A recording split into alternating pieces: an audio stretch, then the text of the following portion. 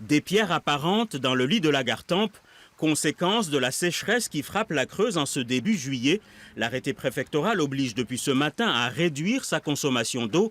Raymond a rangé ses arrosoirs et laissé mourir ses légumes. Les tomates, je les ai pas arrosées depuis au moins 15 jours. Regardez comment elles sont.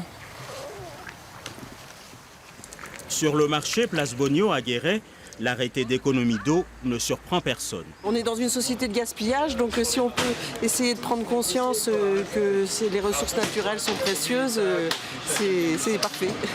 La mairie de Guéret prend très au sérieux cette crise de l'eau. Les 14 400 habitants ont besoin de 3 000 mètres cubes d'eau par jour.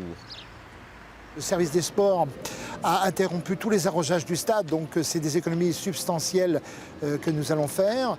Le service espace vert, depuis 5 heures ce matin, a arrêté tous les gouttes à gouttes de la ville, arrêté tous les petits arrosages de droite, de gauche pour le fleurissement de la ville, ce qui nous fait un petit peu mal au cœur, mais pour essayer sous 8 jours d'évaluer l'économie d'eau. La SOR a une délégation de services publics pour trouver d'autres sources d'approvisionnement.